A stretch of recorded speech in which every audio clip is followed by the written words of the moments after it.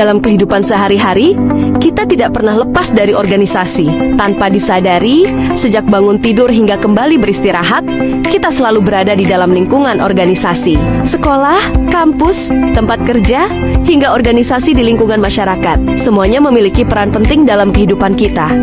Namun, pernahkah kita berpikir apa sebenarnya yang dimaksud dengan organisasi? Dan bagaimana cara kita memandang sebuah organisasi? Secara umum, organisasi dapat dipahami sebagai wadah atau tempat di mana kegiatan administrasi dan manajemen diselenggarakan. Di dalam organisasi, sekelompok orang bekerja sama, saling berkoordinasi, dan menjalankan peran masing-masing untuk mencapai tujuan bersama. Dengan kata lain, organisasi bukan hanya sekumpulan orang, tetapi juga mencakup struktur, aturan, serta proses kerja yang mengikat para anggotanya. Untuk memahami organisasi secara lebih menyeluruh, organisasi dapat dipandang dari beberapa sudut pandang. Dalam pembahasan ini, terdapat 3 sudut pandang utama, yaitu organisasi sebagai wadah, organisasi sebagai proses, dan organisasi sebagai sistem. Ketiga sudut pandang ini membantu kita melihat organisasi tidak hanya dari satu sisi, tetapi sebagai sebuah kesatuan yang kompleks dan saling berkaitan. Sudut pandang organisasi sebagai wadah memandang organisasi sebagai tempat atau sarana berlangsungnya berbagai aktivitas untuk mencapai tujuan tertentu. Pendekatan ini menekankan bahwa organisasi memiliki struktur yang jelas, pembagian kerja, hierarki jabatan, serta prosedur yang mengatur bagaimana individu bekerja sama di dalamnya.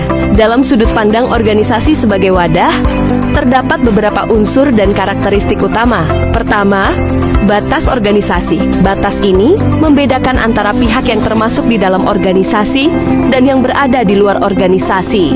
Kedua, kontrol dan regulasi. Organisasi memiliki aturan, kebijakan, dan prosedur yang mengatur perilaku serta aktivitas anggotanya. Ketiga, isi organisasi. Isi organisasi mencakup anggota, struktur jabatan, pembagian peran, komunikasi, dan budaya kerja. Pendekatan organisasi sebagai wadah memiliki beberapa kelebihan. Di antaranya struktur kerja yang lebih jelas, pembagian tugas yang tegas, serta kemudahan dalam perencanaan dan pengendalian. Namun di sisi lain, pendekatan ini juga memiliki keterbatasan. Fokus yang terlalu besar pada struktur dapat membuat organisasi menjadi kaku, birokratis, dan kurang responsif terhadap perubahan lingkungan. Contoh organisasi sebagai wadah dapat dilihat pada Karang Taruna di lingkungan masyarakat. Karang Taruna berfungsi sebagai tempat bagi para pemuda untuk menyalurkan ide, tenaga, dan kepedulian sosial. Dengan adanya wadah yang jelas, potensi pemuda dapat diarahkan secara positif dan terorganisir. Berbeda dengan sudut pandang sebelumnya, organisasi sebagai proses memandang organisasi bukan sebagai struktur yang statis, melainkan sebagai rangkaian aktivitas dan interaksi yang terus berlangsung.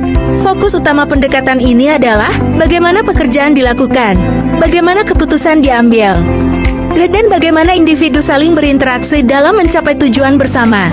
Dalam sudut pandang organisasi sebagai proses, unsur dan karakteristiknya menekankan pada dinamika aktivitas. Pertama, organisasi bersifat dinamis, artinya selalu berubah mengikuti kondisi lingkungan dan kebutuhan kerja. Kedua, interaktif.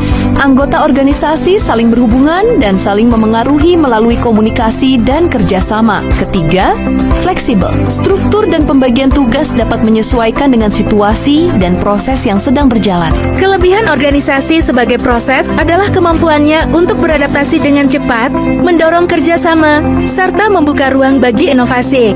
Namun, kekurangannya adalah pembagian tugas dan wewenang bisa menjadi kurang jelas, sehingga organisasi berpotensi mengalami ketidakstabilan jika tidak dikelola dengan baik. Contoh organisasi sebagai proses dapat dilihat pada Gojek dalam pengembangan layanan GoFood.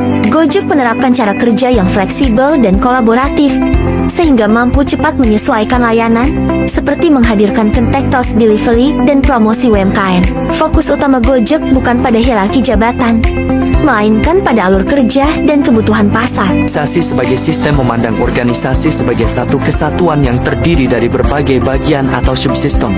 Setiap bagian saling berhubungan dan saling memengaruhi dalam upaya mencapai tujuan organisasi.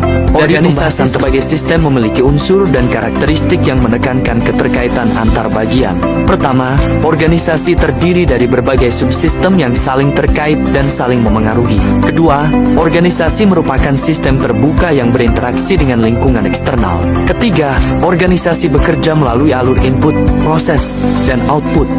Pada perusahaan manufaktur, gangguan pada satu bagian sistem dapat memengaruhi keseluruhan proses dan hasil organisasi. Dari pembahasan tersebut, dapat disimpulkan bahwa organisasi dapat dipandang sebagai wadah, proses, dan sistem. Ketiga sudut pandang ini tidak berdiri sendiri, melainkan saling melengkapi. Dengan memahami organisasi dari berbagai sudut pandang, kita dapat melihat organisasi secara lebih utuh dan mendalam. Pemahaman ini penting agar organisasi dapat dikelola secara efektif, adaptif, dan berkelanjutan.